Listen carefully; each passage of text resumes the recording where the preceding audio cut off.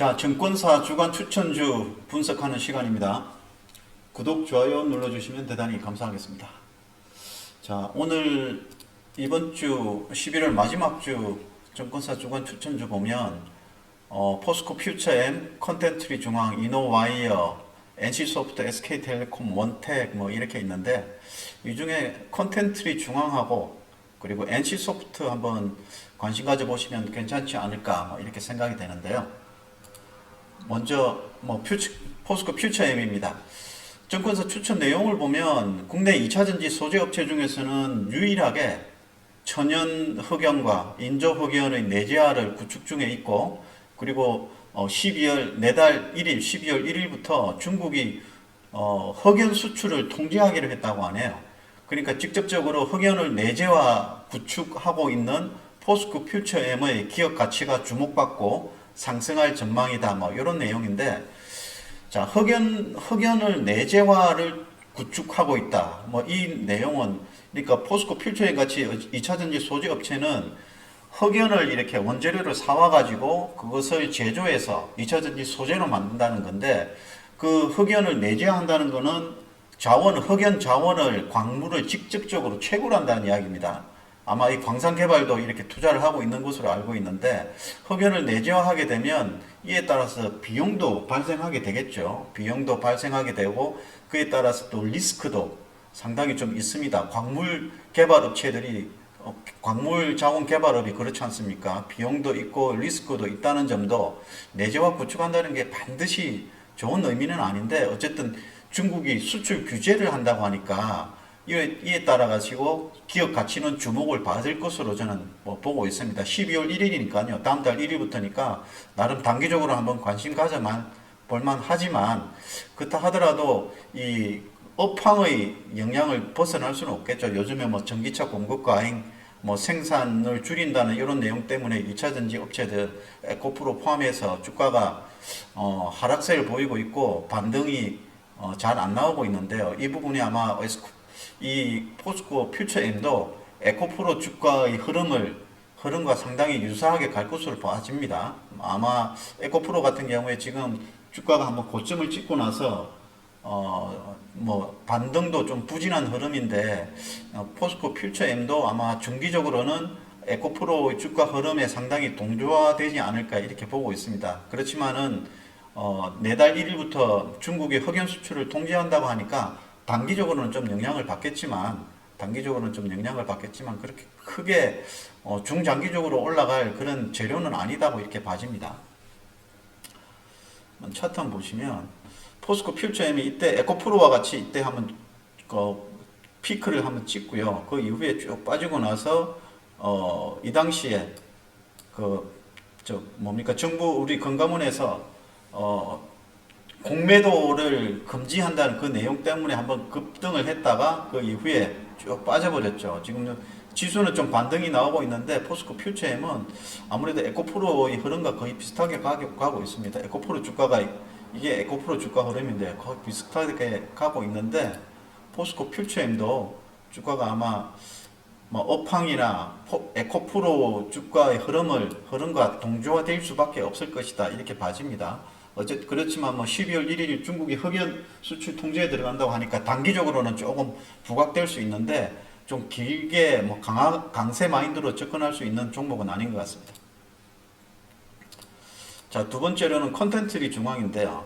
추천 내용을 보면 서울의 봄이 개봉을 했고요. 그리고 다음 달 20일 노량 죽음의 바다가 이제 개봉을 하게 되는데, 이에 따라서 극장 수요가 기대되고, 그리고 미국 작가조합이 파업을 하고 있는데요. 파업을 했었는데 이 파업이 종료로 인해 가지고 미국 제작사의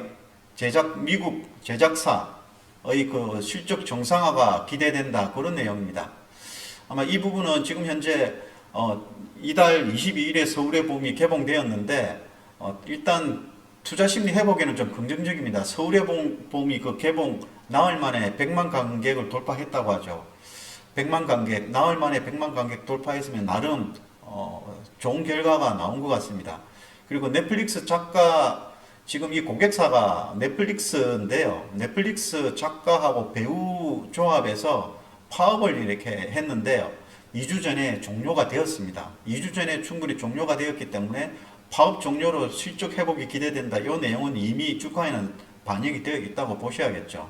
그렇지만 이 넷플릭스 주가 흐름을 여러분들 한번 미증시의 넷플릭스 주가 흐름을 보면 우상향 흐름으로 이렇게 쭉 나와 있고, 그리고 콘텐츠리 중앙의 절대적인 가격, 이 콘텐츠리 중앙 주가도 굉장히 싼 수준에 있는데요. 나름 매력적이기 때문에 한번 긍정적으로 한번 이 주식은 한번 볼만하다. 단기, 중기, 긍정적인 시각으로 한번 볼 수 있는 그런 종목이 아닌가 이렇게 봐집니다. 자, 콘텐츠리 중앙인데요. 주가가 최근에 만원 가까이 쭉 빠졌다가 이제 쭉 뭐 한 1,500, 15,000원까지 올라오기는 좀 많이 올라왔습니다만, 가격적으로는 좀 많이 올라왔습니다만, 그동안에 빠진 거를 고려한다면 굉장히 가격 매력은 있습니다. 여기 고점이 뭐 거의 한 8만원대에서 계속 이렇게 우하향 흐름, 계속 이렇게 빠지는 흐름이었는데요. 지금 주가가 8만원에서 뭐 만원까지 쭉 빠졌다가 이렇게 급반등이 나오고 있죠. 뭐 단기적으로는 좀 50%나 좀 올랐기 때문에 단기적으로는 바닥 대비해서 50% 가까이 올랐는데요. 조금 단기적으로는 좀 가격이 좀 많이 오른 감은 있다 이런 생각은 드는데, 워낙 그동안에 빠진 거를 고려한다면은 충분히 가격 매력이 느껴집니다. 이 종목은 제가 보기에는 추가적인 상승, 단기적인 추가적인 상승 여력도 있고, 좀 중기적으로도 충분히 저가 매력이 있기 때문에 단기, 중기 뭐 투자할 만한 그런 종목이 아닌가 이런 생각이 듭니다. 자, 그 다음으로는 이노와이어리스인데요. 추천 내용을 보면 4분기, 이번 4분기 때 역대급 실적이 예상되고 내년에도 높은 이익 성장이 예상된다. 그런 내용이고, 그리고 내년에 통신 3사가 주파수 경매를 이렇게 참여하게 되는데요. 이에 따라서 투자자들이 통신 장비 업종에 대해서 뭐 관심이 증가할 전망이다. 이런 내용인데, 자, 그럼 4분기 때는 왜 역대급 실적이 예상되냐? 이 이노와이러스는 이번 올 한 해 내내 실적이 안 좋았습니다. 뭐 2, 4분기 때는 적자가 났었고요. 3, 4분기 때도 뭐 그렇게 썩 좋은 실적이 아니었는데, 왜 4, 4분기 때는 높은 실적이 예상되냐면, 그 2, 4분기, 3, 4분기 때는 일본향 스몰셀 제품이 매출이 지연되었습니다. 그 2분기, 3, 4분기 때 지연되었던 일본향 매출이 이번 4, 4분기 때 집중적으로 반영될 예정이다. 그러니까 제품이 전분기 때는 매출이 나갔어야 되는데 안 나갔던 게 이번 4분기 때 나간다는 그 내용이죠. 집중적으로 반영되고, 그리고 시험 장비가 또 품목에 하나 더 있는데요. 시험 장비 같은 경우에도 매출처가 확대될 것으로 예상하고 있습니다. 글로벌 통신 장비사로 매출이 확대되거나 우리나라 제4 이동통신사로 아마 추가적으로 매출이 확대될 가능성도 있지 않나, 이런 내용인데, 이런 내용으로 이해하시면 되고요. 그리고 내년 같은 경우에 통신 3사의 그 주파수 경매가 있는데, 이건 어떤 내용이냐면, 이번 5G 같은 경우에 통신사들이 통신 장비 망 구축을 많이 안 했습니다. 특히 뭐 28GHz 같은 경우에 통신 3사가 몇 년 전에 5G 주파수 입찰을 할 때, 주파수 경매 입찰을 할 때, 주파수 경매에 그 통신 3사가 참여를 하게 되고 낙찰을 받으면 한 3년 동안에 일정 부분 망 구축 설비 투자를 해야 되거든요. 근데 통신 3사가 제대로 안 했나 봅니다. 그래가지고 정부에서 주파수 할당을 취소했다고 하네요. 그러니까 이번에 정부에서 정보통신부에서 통신 3사에게 그 주파수 할당했던 것을 취소하고 이것을 제4 이동통신 사업자에게 주파수 할당을 해주기로 했습니다. 그것을 신청을 받는데요. 제4 이동통신사로부터 신청을 받는데 그게 다음 달 19일까지입니다. 19일까지로 이렇게 제4 이동통신사들의 5G 통신 사업에 참여할 수 있는 기회를 열어줬는데, 아마 제4 이동통신사가 주파수 할당을 신청하고 낙찰을 받게 되면 통신 장비 업종에게는 나름 긍정적인 요인이 되는데, 아마 현재 그 업계 전망에 의하면 제4 이동통신사가 주파수 할당에 참여를 안 할 가능성이 많다고 합니다. 그리고 제일 중요한 게 자율주행차 관련 통신 3사의 주파수 경매 참여인데요. 아마 이게 내년에 있습니다. 자율주행차뿐만이 아니고 6G 통신 장비 6G 통신으로 가기 전 단계인데요. 자율주행차 그리고 뭐 UAM이라고 하는 그 항공통신, 항공수요 뭐 관련해서도 아마 이 6G로 가는 그 단계에 있는데 자율주행차가 우리나라가 이제 이제 4단계로 이렇게 진입하게 되면 자율주행 단계가 4단계로 진입하게 되면 아마 통신사들이 주파수 경매 참여를 통해 가지고 통신 장비망을 많이 깔아야 되겠죠. 통신 장비를 많이 깔아야 되는데 그게 내년에 주파수 경매가 있거든요. 아마 여기에 통신 3사들이 적극적으로 참여해서 정부로부터 할당을 받게 되면 제가 앞서도 말씀드렸지만 일정 부분 통신 장비망을 깔아야 되거든요. 3년 동안에. 그렇게 되면 통신 장비 업종에 호재가 되겠죠. 이제 그 부분이 굉장히 중요한데 그게 내년입니다. 내년 아마 제가 알기로는 내년 하반기로 알고 있는데요. 조금 내년 하반기로 보고 통신 장비 업체에 투자하기는 조금 이른 감은 있는데 주가는 굉장히 선행해서 움직이는 그런 부분들이 있습니다. 그래서 이 이노와이어리스 같은 경우에는 단기적으로는 많이 올라갈 수 있는 그런 부분은 없는 것 같은데요. 이 종목은 좀 중장기적으로 투자를 하시면 괜찮은 종목이 아닐까 이렇게 보고 있습니다. 그래서 총평을 저는 중하 정도로 했습니다. 장기적으로 투자하신다면 중급으로 적극적으로 투자하셔도 되는데 단기적으로 매매하신다면은 그렇게 너무 강세 마인드로 접근할 수 있는 종목은 아닌 것 같다. 이렇게 말씀드리고요. 자, 이노와이어리스의 주가 흐름인데 이 종목도 5G 그 통신 장비 설비 투자가 통신사들이 그렇게 많이 안 하면서 기대감으로 올랐던 주가가 쭉 많이 빠졌습니다. 많이 빠지고 나서 그 이후에 이제 좀 바닥에서 치고 이렇게 올라가는 모습인데 아마 이 앞서 우리 콘텐트리 중앙하고 차트 흐름이 비슷하죠. 그만큼 또 많이 빠졌습니다. 콘텐트리 중앙하고 중앙처럼 이 이노와이어리스의 주가도 많이 빠졌는데요. 예, 많이 빠졌는데 물론 가격 매력은 중장기적으로 보면 길게 보면 가격 매력은 충분히 있습니다. 그래서 이 종목은 중기 장기적으로 투자한다면은 길게 보고 내년 하반기를 보고 투자하면 괜찮은 종목인데 단기적으로는 쭉 올라갈 수 있는 그런 모멘텀은 없는 것 같습니다. 앞선 콘텐트리 중앙 같은 경우에는 단기적으로 좀 올라갈 수 있는 그런 차트의 흐름으로 봐지고 그리고 넷플릭스의 주가 흐름을 고려한다면은 이 종목은 관심 가져도 되겠는데 이노와이어리스를 투자하시려면 좀 장기적으로 보고 투자하는 게 좋겠다는 말씀 제가 드리겠습니다. 자, 그 다음으로는 유안타증권 주간 추천주 NC소프트인데요.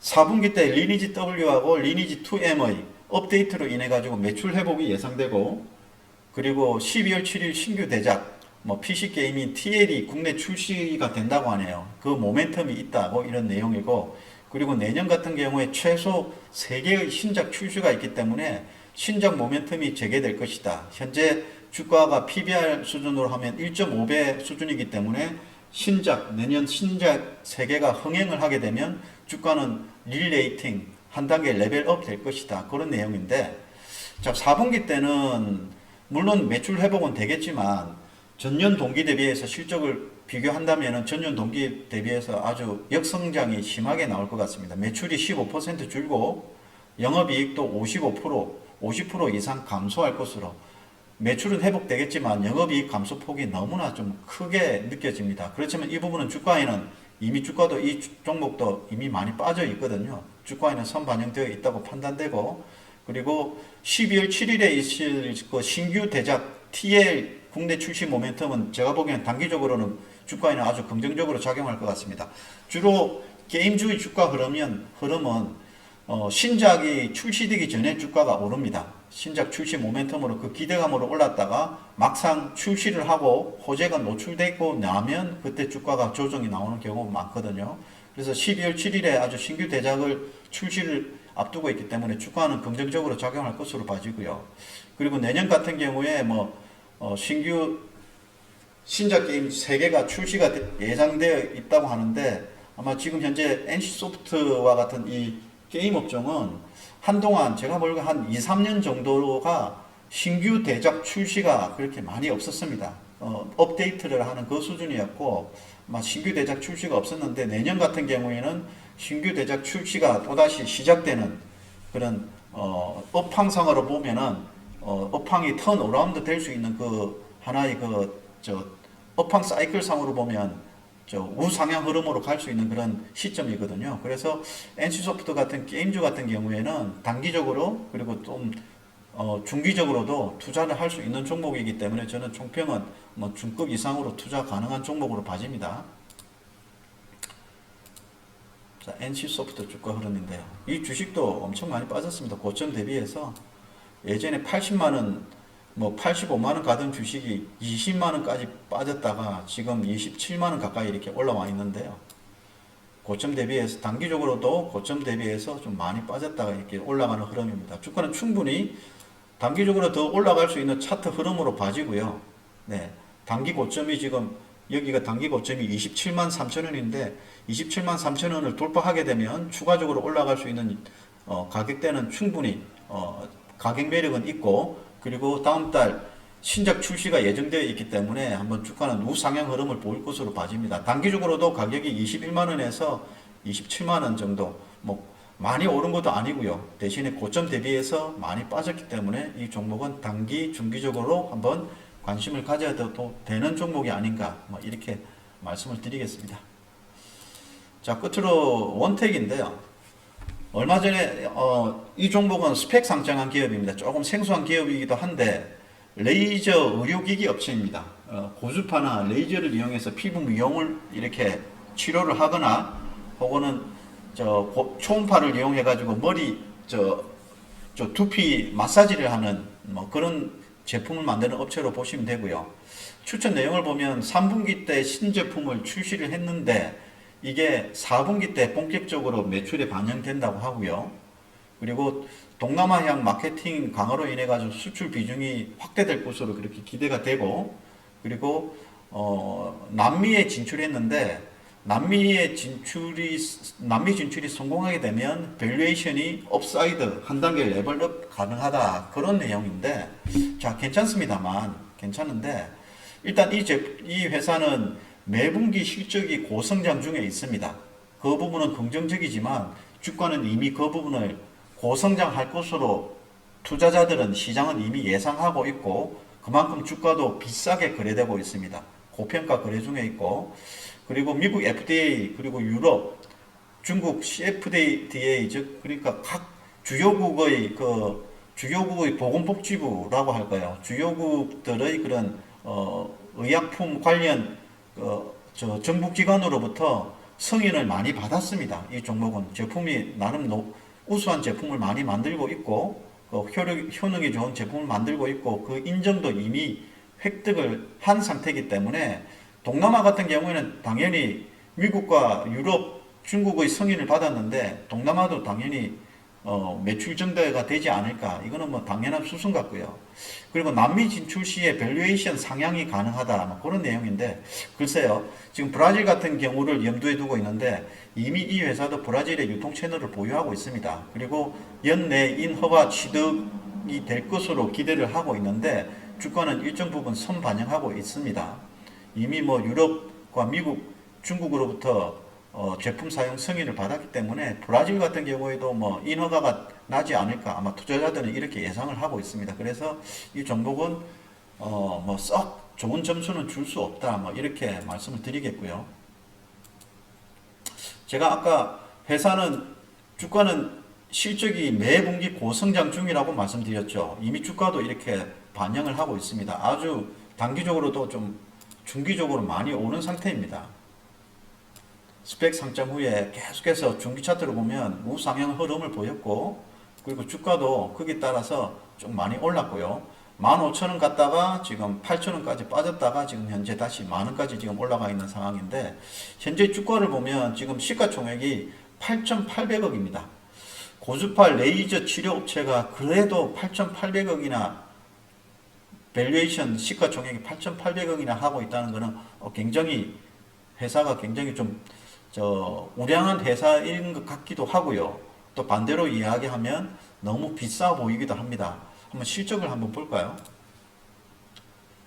자, 원택의 실적을 한번 보시죠. 시가총액 8,800억짜리가, 자, 분기별 실적을 한번 보시면은 쭉 매출과 영업이익이 증가하고 있고요. 분기별로 보면 증가하고 있고 연도별로 보면 적자에서 2020년 적자에서 21년 100억 흑자 영업이익 260억 흑자 작년에 올해 같은 경우는 500억 흑자 내년에는 700억 흑자 후내년에는 1000억까지 영업이익이 올라오는 것으로 이렇게 나와 있는데 이미 주가는 이렇게 실적이 고성장할 것으로 예상하고 있고 그만큼 8천억이나 되는 그런 시가총액을 가지고 있다. 뭐 이렇게 보시면 됩니다.